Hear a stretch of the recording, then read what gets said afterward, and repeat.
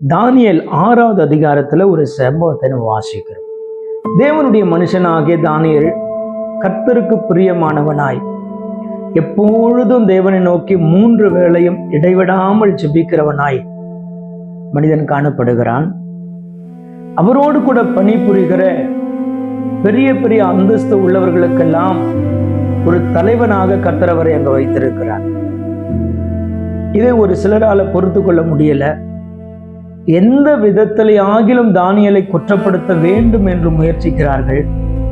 எந்த விதத்திலையும் தானியேலை குற்றப்படுத்த முடியாத அளவுக்கு இந்த மனிதன் தேவனோடு கூட வாழ்ந்து கொண்டிருக்கிறார். ஆகையினால் இவர்கள் எல்லாரும் சேர்ந்து ஒரு முடிவு செய்கிறார்கள். அது என்னவா, நாம ஒரு சூழ்நிலையை உருவாக்கி தானியேலை அந்த சூழ்நிலையில சிக்க வைத்து ராஜாவுக்கு முன்பதாக அவனை குற்றவாளியாய் நிறுத்தி அவனுக்கு தண்டனை பெற்று தர வேண்டும் என்கிறதான ஒரு துரு ஆலோசனை வேதாகமத்தில் இப்படியாய் சொல்லப்பட்டிருக்கிறது. அவனுக்கு விரோதமாய் சதி ஆலோசனை பண்ணினார்கள். இன்றைக்கும் கூட நம் எவ்வளவுதான் ஜெபிக்கிறவர்களாய் இருந்தாலும் கர்த்தரோடு கூட உண்மையும் உத்தமமாய் பழகி அவரோடு கூட நல்ல ஒரு உறவை ஏற்படுத்தி வாழ்ந்து கொண்டிருக்கிற தேவ பிள்ளைகளாய் இருந்தாலும் நம்மையும் குற்றப்படுத்துவதற்காக எத்தனையோ பேர் எத்தனத்தை கொண்டிருக்கிறார்கள். ஆனால் ஒரு தேவ மனிதன் கர்த்தரோடு பயணிக்கும் பொழுது எத்தனை துராலோசனைகள் செய்தாலும் அந்த மனிதனுக்கு ஜெயம் கொடுக்கிறவராய் கர்த்தர் அந்த மனிதனோடு கூட நிற்கிறார். அப்படிதான் ஒரு திட்டத்தை தீட்டுகிறார்கள். அது ஒரு தற்காலிகமான திட்டம் தான், தற்காலிகமான ஒரு சட்டம்.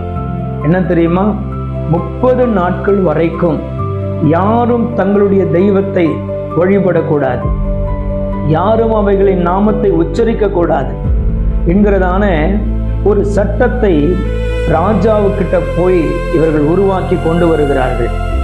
இந்த காரியத்துக்கு ராஜா கையெழுத்திட்டிருக்கிறார் என்பது தானியேலுக்கு நன்கு தெரியும்.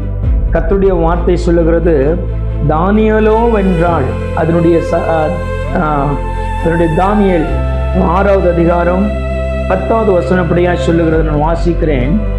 தானியேலோ வென்றால் அந்த பத்திரத்திற்கு கையெழுத்து வைக்கப்பட்டதென்று அறிந்த போதிலும் தன் வீட்டுக்குள்ளே போய் தன் மேல் அறையிலே எருசலேமுக்கு நேராக பலகணிகள் திறந்திருக்க அங்கே தான் செய்து வந்தபடியே தினமும் 3 வேளையும் தேவனுக்கு முன்பாக முழங்கால் படியிட்டு ஸ்தோத்திரம் செலுத்தினான்.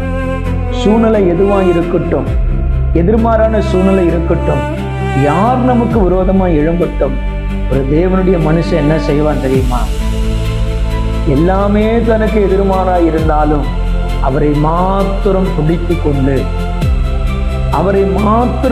கொண்டு அவரோடு கூட எப்பொழுதும் போல உறவாடுவான். அவன் தான் தேவனுடைய மனுஷன். நல்லா தெரியும் தானியேலுக்கு இப்படி ஒரு சட்டம் பிறப்பிக்கப்பட்டிருக்கிறது. ஒருவேளை இதற்கு நான் கீழ்ப்படியாத பட்சத்தில் என்னுடைய பதவி பறிபோகும், நன்றாக தெரியும். என்னுடைய சமாதானம் குறைபட்டு போகும், நன்றாக தெரியும். இதனால பல இன்னலுக்குள்ளாக்கப்படுவேன், நன்றாக தெரியும். எனக்கு மிகவும் நெருக்கமான ராஜா கூட எனக்கு எதிரியாய் மாறிவிடக்கூடிய சமயம் உண்டு, எல்லாமே தெரியும். நான் எல்லாவற்றையும் இழந்தாலும், கையெழுத்து இடப்பட்டிருந்தாலும் நான் என் தெய்வத்தினுக்காக நான் நிற்பேன் என்று சொல்லி இந்த மனுஷன் கர்த்தருடைய சார்பில் நின்றான். அவர் மீது குற்றம் சாட்டப்பட்டது, அது நிரூபணமானது. அவரை தூக்கி சிங்க கபியில போடுறாங்க. அவரோடு கூட வேலை பார்த்தவர்கள் எதிரியானாலும் அவரை உண்மையாகவே நேசிக்கக்கூடிய, இந்த தானியேல் மேல் மரியாதை வைத்திருக்கக்கூடிய, அக்கறை வைத்திருக்கக்கூடிய அந்த ராஜாவால கூட தானியேலுக்கு உதவி செய்ய முடியாத சூழ்நிலை ஏற்பட்டாலும் கர்த்தருடைய சார்பில் நின்ற அந்த மனிதனுக்காக சிங்கங்களின் வாய்களை கட்டி ராஜாதி ராஜா அவரை விடுவித்தார். ஆகையினால நம்மை சுற்றிலும் எத்தனை துராலோசனைகள் செய்யப்படட்டும், நமக்கு விரோதமாய் எத்தனை ஆயுதங்கள் உருவாக்கப்படட்டும், எந்த விஷயத்திலையும் கொஞ்சம் தானே, ஒரு சின்ன விஷயம் தானே, நம்முடைய ஆவிக்குரிய வாழ்க்கையில கொஞ்சம் நம்ம வளைந்து கொடுத்தா போதும், நம்ம இந்த சூழ்நிலை ஈஸியா சமாளிச்சிடலாம் அப்படின்னு எந்த விஷயத்திலையும் கர்த்தருடைய காரியத்துல நீங்க காம்ப்ரமைஸ் ஆகவே ஆகாது. கர்த்தருக்காக நிக்கணும். கர்த்தருக்காக நிற்கும் பொழுது கர்த்தர் நம் சார்பில் நிற்கிறவராய் இருக்கிறார். அப்படிதான் நின்றார் தானியேல். 30 நாள் தானே, இவ்வளவு நாள் நம்ம ஜெபிச்சோமே, இந்த சூழ்நிலை கொஞ்சம் நம்ம மாத்திக்கலாம், தன்னை மாற்றிக்கொள்ளவே இல்லை. அவருக்கு விரோதமாய் எல்லாமே அவருக்கு விரோதமாய் இருக்கிறது என்பதை அறிந்தோம். அந்த மனுஷன் கர்த்தருக்காக நின்றாரு பாருங்க. இரவு முழுவதும் சிங்கங்களின் வாய்களை கட்டி தேவனாகிய கர்த்தர் அவரை பாதுகாத்தார். அதிகாலையில ராஜா ஓடி வருகிறார், தானியேலே, தேவனாகிய கர்த்தர் உன்னை தப்புவிக்க வல்லவராயிருந்தார். தானியேல் சொல்லுவாரு, ராஜாவே, சிங்கங்களின் வாய்க்கு தப்புவிக்கிற கர்த்தர் என்னோடு. யாரெல்லாம் அவருக்கு விரோதமாய் எழும்பினார்களோ அதே சிங்க கபியில போடப்பட்டாங்க. எந்த பாதிப்பும் இல்லாதவனாய், எந்த விதமான பிரச்சனையும் இல்லாதவனாய் இந்த மனிதன் சுகமாய் கபியை விட்டு வெளியே வந்தான். இதுதான் ஒரு மனிதனோடு கூட கர்த்தர் இருப்பதற்கான அடையாளம். இதுதான் ஒரு மனிதன் கர்த்தரோடு இருப்பதற்கான அடையாளம். சூழ்நிலைக்காக விலை போகாதீங்க, சூழ்நிலைக்காக ஆண்டவரை ஓர வச்சிடாதீங்க.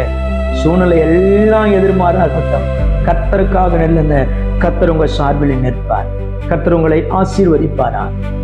ஆமென். Praise the Lord.